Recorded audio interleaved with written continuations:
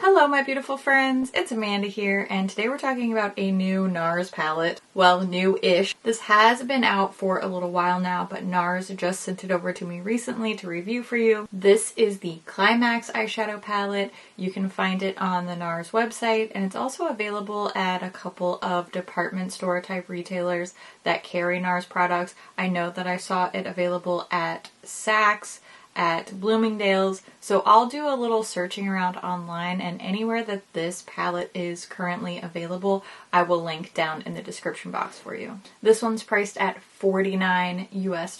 It has 9 eyeshadow shades in here. Here's a close-up look at the palette and the outer packaging. So you can see, same idea. We just have this ridged texture on the actual palette. The back of the box has a picture of the inside of the palette, and it also has the full ingredients list. Then the back of the palette just has a sticker with the shade names since they're not inside next to the pans. This palette does have a locking clasp closure, and in typical NARS style, it is kind of difficult to open. There is a really nice mirror, and then taking a look inside at the 9 eyeshadows, there are 4 matte shades, 1 more satiny metallic, and then 4 very, very foily metallic shades. Now I want to show you the swatches of this palette. I will be showing you both finger and brush swatches. Just like always, the swatches are done on the inside of my arm with no primer down first, just the shadows straight onto my skin.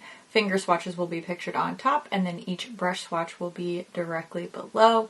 As always, for my brush swatches, I'll be using my e.l.f. flat eyeshadow brush, and I'll clean the brush off in between each shade using my Veramona color switch. That way there's no shadow transfer between shades.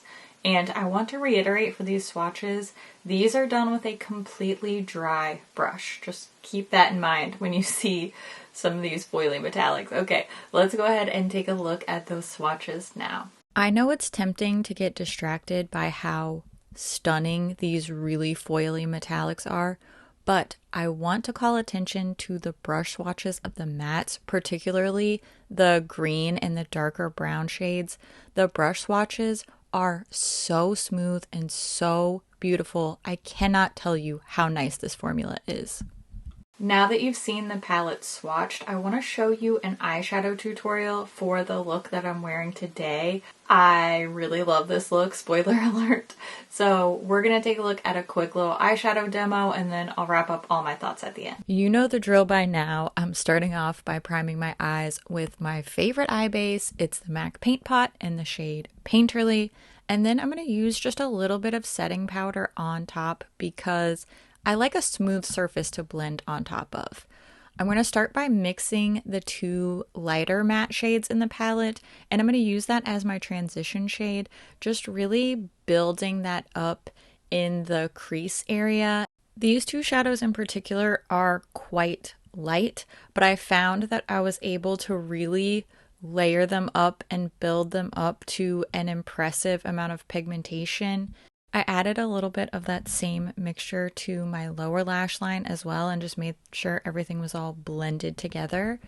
Then I'm going in with the green matte shade called Up in Smoke. I started with this fluffy blending brush because I thought maybe I would do a softer type of look, but I ended up using the packing brush because I just love the way that this green looks on the eye, and I wanted to really pack a punch. I'm using the green shimmer called Hooked. I applied that with my finger, and it's just so pretty. I know I keep saying that over and over with these shadows. I decided to do a little bit of Passion Play, this silvery shade right in the center, to give a little dimension and a bit of a spotlight look to really draw attention to that shine. And I used just a little bit of the dark brown on a pencil brush on the outer part of my upper lash line so that I could get a faux smudgy liner look. Went back to blend everything together and just make sure that I got enough depth around the eye socket, and then I curled my lashes, added my CoverGirl Exhibitionist mascara. That's my finished look. I absolutely love the way this turned out. I loved working with these shadows. I think the shades and the formulas are so beautiful. They're so fall-tastic. I cannot wait to wear this again and again. And that's when I know that a palette is really great, when I'm excited to use it again. I love almost everything about this palette. Let's start with the one single thing that I don't like about this palette. It's not necessarily a deal breaker, but it's the packaging. I know that this is meant to look like their Climax mascara. I'll show you a picture of it here because I don't even have one on hand right now. I understand the packaging connected to the name in this mascara. I don't understand what this color story has to do with that. I just don't get the connection. I don't know if it's just one of those NARS things where they like to really cling to an idea that's sort of edgy buzzword type of name for something and then just build a million products off of that, which, you know, if that's been working for them clearly with their orgasm lines. I think that we should trade the packaging from the Summer Solstice palette. I wish that the Climax palette had this packaging and this palette had this packaging, because this palette actually has a red and that would make sense. And then this beautiful, very textural, very metallic would make sense with this color story. See what I'm saying? I wish that these were switched. Now, is the color of the packaging really a deal breaker? No, it's just something that I don't understand and that I wanted to rant about a little bit. However, I will say this has to be one of the best NARS palettes that I've ever tried. And I've tried a lot. Everything about this works for me. The colors are beautiful. They have a subtle, muted, kind of grungy look to them. But we do have some colors in here. These greens are stunning. I like that they've leaned a little bit more cool toned.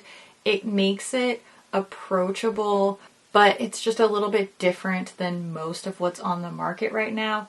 So colors are just beautiful. The formulas in here are absolutely stunning. If you are somebody like me that wants a really intense, foiled, metallic, just like delicious shade that you just want to bite, is that too much? I don't know, but these metallics are, I'm at a loss for words. These metallics are stunning, absolutely stunning.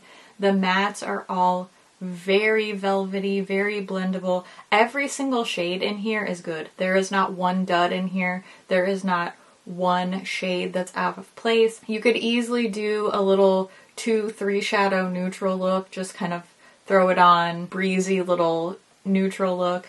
You can definitely keep it neutral but go a little bit smokier by adding this pewter shade, this dark brown. You could add a little bit more color in, like I did today with these really pretty olive, army green type of colors. You can go more towards this blue. Just top to bottom colors I love, formulas I love.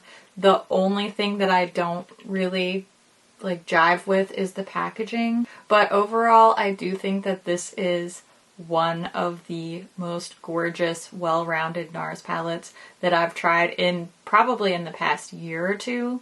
It's really giving me fall vibes. It's going to be approachable enough for neutral wearers, but it's not just your everyday warm-toned neutral palette that the color lovers are sick of. I think it is just such a nice balance. I really, really, really like it. I love the look I created. Now's the time when I want to hear what you think about this palette. Have you tried it? Was this even on your radar? I always love to hear what you think about things too, so make sure you leave all your thoughts down in the comments below. As always, thank you so much for watching, and I'll see you in my next video. Bye!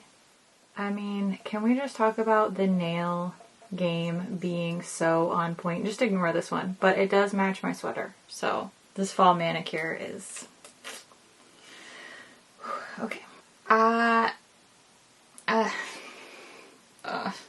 Regroup. What part were we at? Okay. Nailing it. I mean, come on. I don't know if you saw the MAC Tempting Fate video that I did where I showed you what my eyeshadow looked like just through the course of wearing, like throughout making that video, which was less than 2 hours. I've been wearing this eyeshadow for about the same amount of time. So if you watched that and you remember how like worn off and sad it looked, and a lot of people were saying like, oh, you need to use this primer, you need to use a glitter glue or whatever, which is fine. Like if it's worth it to you to take those steps, then I have no qualms with it. But this is literally just the paint pot that I always use every single day. And look at this. Stunning, stunning, not a sparkle out of place. We haven't faded, we haven't worn off, we haven't cracked. This is what I want. I don't want to have to do anything extra. I just want my eyeshadow to work. And this is working for me. Come on now. Okay. Also, I'm not sure what order they're going to go up in, but I'm about to film my top 10 fall lip colors, and this is one of them, and this color is so gorgeous for fall, and it looks so good with my sweater. I really love matching things to my sweater. Don't judge me. At least I didn't wear orange eyeshadow today. You gotta be proud of that, right? Thanks for listening to me just talk and ramble and rant and rave and stumble and stamble and ramble and amble through these reviews. You are absolutely a lovely person, and I love your face. Thanks for hanging out with me. I'll see you again soon. Okay, have a great day. Okay, bye.